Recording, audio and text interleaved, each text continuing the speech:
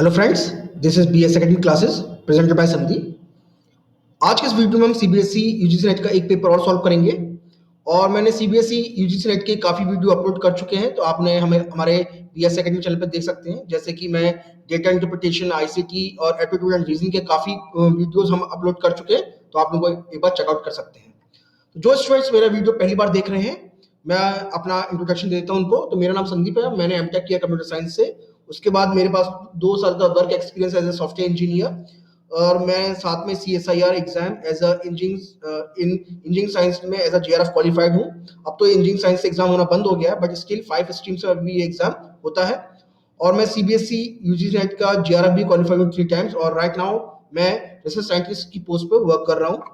तो इसके अंदर हम पेपर नंबर 1 लेंगे, और पेपर नंबर 1 जो कि जून 2013 में और री एग्जाम हुआ था सितंबर 2013 में, हो सकता किसी कारणवश। तो एक बार एग्जाम री एग्जाम हुआ था 2013 में, उसको सॉल्व करेंगे, दोनों को इकट्ठा हम सॉल्व करेंगे। और उसके अंदर भी हम केवल कम्युनिकेशन पार्ट को लेंगे, कम्युनिकेशन थ्योरी से कहते हैं आप, तो उसके ही पार्ट को हम इंक्लूड करेंगे। ओके स्टूडेंट्स, तो देखिए क्वेश्चन नंबर फर्स्ट। तो in the process of communication which one of the following is in chronological order, यानी हम अगर कम्युनिकेशन को स्टार्ट करते हैं तो किस वे में, हम किस ऑर्डर में इनको लगाएंगे। A option communicator, medium, receiver, effect and message. Then B option medium, communicator, message, receiver और effect. C option communicator, message, medium, receiver, effect. And then D message, communicator, medium, receiver and effect. तो सबसे पहले इसे करने का बहुत simple way है। तो आप देखिए, अगर सबसे पहले तो कम्युनिकेटर होता है यानी सेंडर होता है, मैं इसको सेंडर लिख देता हूं। तो सेंडर सबसे पहले आता है, सेंडर सबसे फर्स्ट आता है। देन वो मैसेज को कंपोज करता है, मैसेज को कंपोज करता है वो सेंडर। उसके बाद मैसेज को ट्रेवल करने के लिए एक मीडियम चाहिए होता है। Then we have the medium. Medium के बाद ये रिसीवर के पास पहुंचता है, receiver. And then after that receiver के ऊपर इसका इफेक्ट होता है।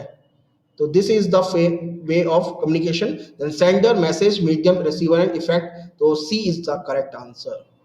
ठीक है स्टूडेंट्स, तो C is the correct answer, आप लगा लीजिएगा इसका आंसर को। Next question, question number 2।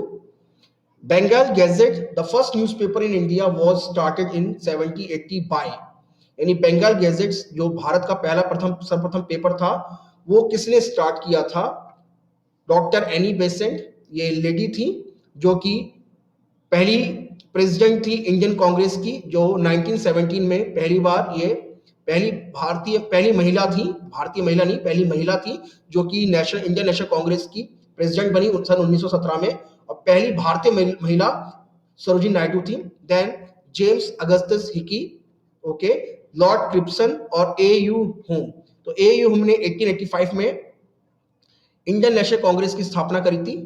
1885 में इंडियन नेशनल कांग्रेस की स्थापना करी थी। तो जो इसका आंसर है वो हमें केवल आंसर से मतलब है, तो देखिए जरा, तो जेम्स अगस्टस हिकी यानी B is the correct answer. But इसके साथ मैंने 2 फैक्ट्स आपको बता दिए हैं, आप उनको भी अपने एग्जाम पॉइंट ऑफ व्यू से रिमेंबर कर लेंगे। तो इसका आंसर है James Augustus Hicky.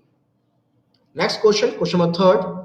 Press censorship in India was imposed during the tenure of the prime minister, यानी प्रेस सेंसरशिप इन इंडिया में कब, किस समय, किसके प्राइम मिनिस्टरशिप में लगी थी। राजीव गांधी, नरसिम्हा राव, सी इंदिरा गांधी या डी देव गौड़ा।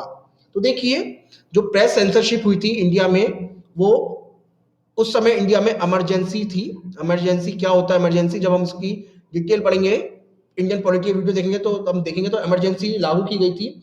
वो 21 मंथ्स के लिए इंडिया में 21 मंथ्स के लिए इमरजेंसी लागू की गई थी, जो कि स्टार्ट हुआ था 25 जून 1975 से लेकर स्टार्ट हुआ था, वो तब तक चला था 21 मार्च 1977 तक। ओके स्टूडेंट, तो 21 मंथ्स के, ऑलमोस्ट 21 मंथ्स का लगा था। और उस समय जो प्राइम मिनिस्टर थी वो थी इंदिरा गांधी। तो यानी इंदिरा गांधी ने इमरजेंसी लागू की थी। तो उस समय प्रेस सेंसरशिप यानी प्रेस के ऊपर प्रतिबंध लगा दिया गया था, यानी प्रेस पे जो हम लोग प्रिंट मीडिया पढ़ते तो उसके ऊपर भी सेंसरशिप लग गई थी 25 जून से लेकर 1975 से लेकर 21 मार्च 1977 तक इमरजेंसी लागू की गई थी इंदिरा गांधी के कार्यकाल में। उसके बाद question number 4, the communication via new media such as computers, teleshopping, internet and mobile telephony is termed as, यानी जो कम्युनिकेशन हम कंप्यूटर्स, टेलीशॉपिंग और इंटरनेट से और मोबाइल से करते हैं उसको क्या कहते हैं। तो ये क्वेश्चन बहुत पुराना है, तो उस समय ये बहुत नया प्रचलन में आया था, तो उस समय इनका ये क्वेश्चन, इस तरह क्वेश्चन जो थे बहुत कॉमन थे। तो एंटरटेनमेंट कहते हैं, इंटरेक्टिव कम्युनिकेशन कहते हैं, या फिर डेवलपमेंट कम्युनिकेशन कहते हैं, या फिर कम्युनिटेरियन कहते हैं। तो देखिए स्टूडेंट, इसका आंसर बी है वैसे तो इंटरेक्टिव कम्युनिकेशन कहते हैं। इंटरेक्टिव क्यों? क्योंकि आप टेलीशॉपिंग में या फिर इंटरनेट पे एक एंड से दूसरे एंड तक चैट भी कर सकते हैं, तो इट इज अ कम्युनिकेशन, यानी ये जो इस तरह का जो कम्युनिकेशन होता है उसे इंटरेक्टिव कम्युनिकेशन कहते हैं। ठीक है स्टूडेंट्स, तो आप चैट कर सकते हैं, अपने आपको क्या चाहिए, आप अपने जो रिटेल शॉपर होते हैं उससे आप किसी भी तरह का इंटरेक्शन कर सकते हैं, तो it is a interactive communication. तो B is the correct answer, B is the correct answer. Next question, question number 5, classroom communication of a teacher rest on the principle of, ये जो क्लासरूम का जो communication होता है वो किस सिद्धांत पे वर्क करता है, यानी किस पे हम उसे क्या कहेंगे, सिद्धांत पे काम करेंगे। Infotainment, information, edutainment, education provide करना, एंटरटेनमेंट, या फिर इनलाइटनमेंट। तो देखिए ये जो क्वेश्चन है वो फैक्ट बेस है, आप देख सकते हैं। तो मेन जो क्लासरूम कम्युनिकेशन का जो मेन उद्देश्य होता है स्टूडेंट्स पे एजुकेशन प्रोवाइड करना है, तो इट इज द एडुटेनमेंट। तो B is the correct answer. ठीक है students, next question, dash is important when teacher communicates with his or her students. तो dash is important when teacher communicate, जब भी इनमें से क्या जरूरी होता है, जब भी टीचर अपनी बातें अपने स्टूडेंट्स तक पहुंचाएगा।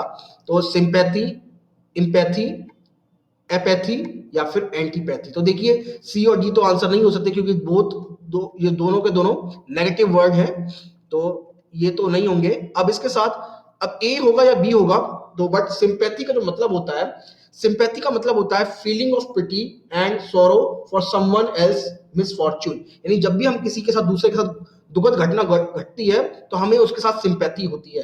तो जब भी किसी के साथ हम दुखद घटना घटती है, जैसे किसी का देहवास हो जाता है, तो हम बोलते हैं हमें आपसे बिल्कुल सिंपैथी है, तो इस तरह के वर्ड हम यूज करते हैं। तो sympathy is not a correct word for communication, teacher और स्टूडेंट्स के बीच में जो संवाद होता है उसके लिए करेक्ट वर्ड नहीं होगा। इम्पैथी का मतलब होता है the ability to understand and share the feeling of another, यानी एबिलिटी टू अंडरस्टैंड, आपके पास एबिलिटी है दूसरे की फीलिंग्स को समझने का, understand the feelings of others, feelings of others people. तो ability to understand and share the feeling of another, it is known as empathy. तो इसी का करेक्ट आंसर है बी, एम्पैथी।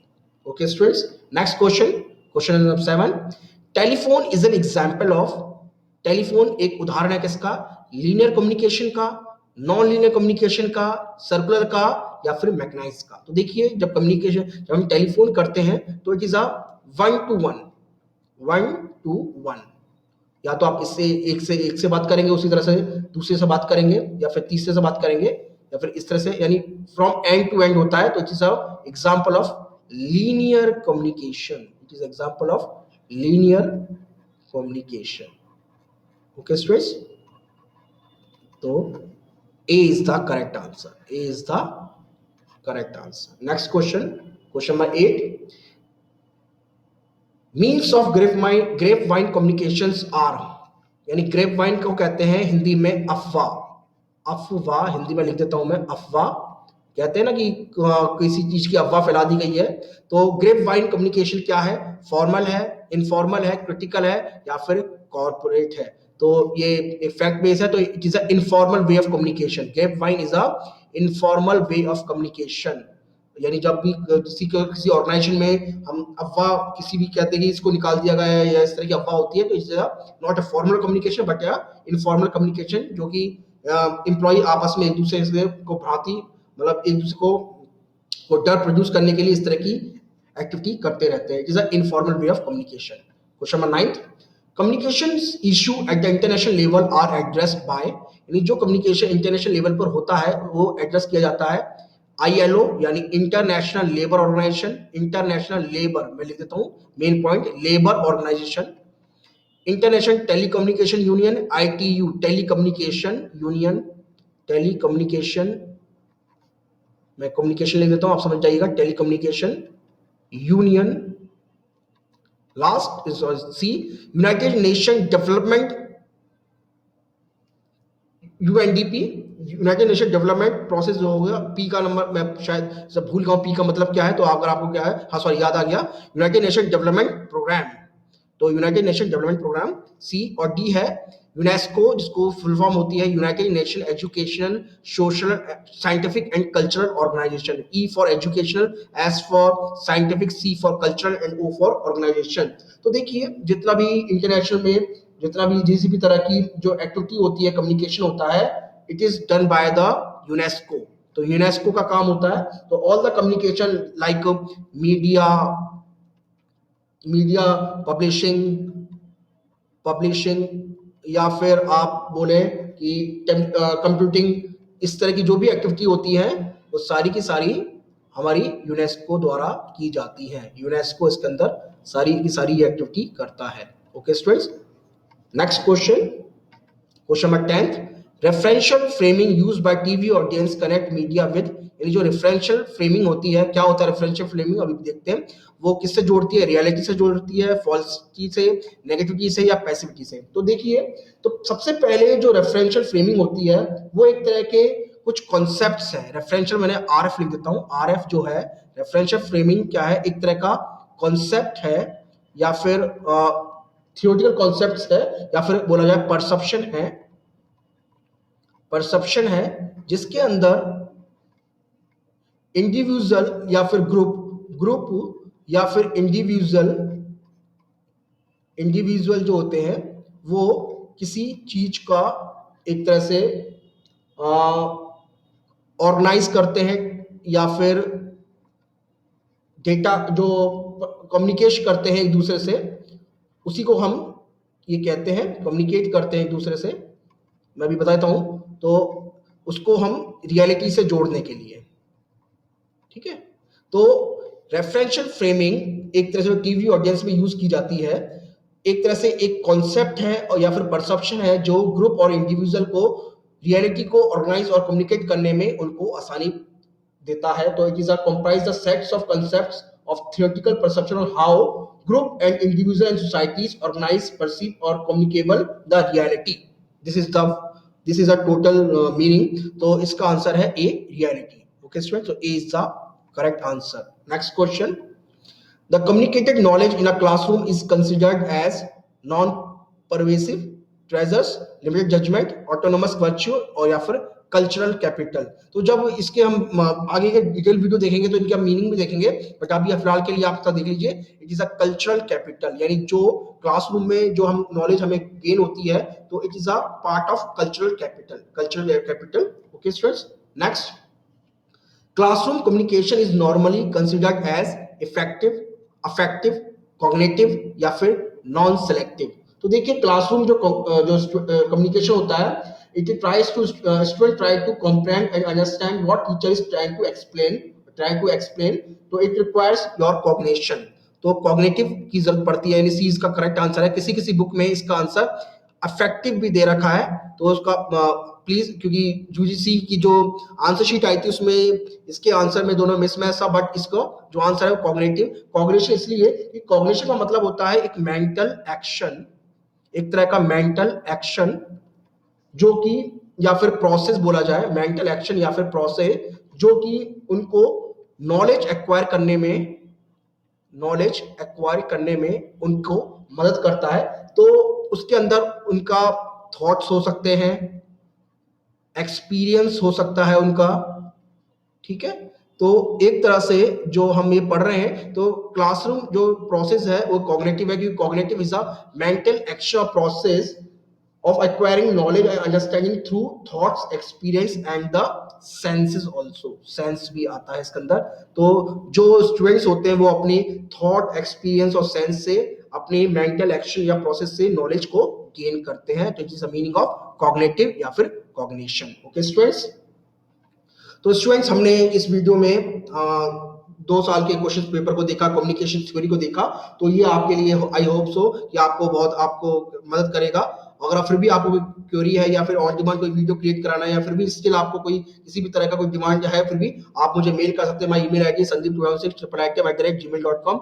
स्टूडेंट्स ने बहुत से स्टूडेंट्स ने मुझे सिलेबस के ऊपर वीडियो बनाने के लिए बोला है, तो बट मैं बहुत जल्दी सिलेबस को लेकर आऊंगा। इसमें हम डिफरेंट डिफरेंट सब्जेक्ट जैसे पॉलिटिकल साइंस, ज्योग्राफी और इकोनॉमिक्स और डिफरेंट डिफरेंट जो और भी स्ट्रीम के जो सिलेबस है उनको देखेंगे। वो केवल गाइडलाइन ही बताऊंगा क्योंकि उनको बहुत सारे स्टूडेंट्स को गाइडलाइन ही नहीं पता है, तो इसके बारे में हम जल्दी से देखेंगे। तो आप अगर फिर भी आपको क्वेरी है तो you can mail me at my email ID. Okay students, so please subscribe our channel for more videos. Thank you.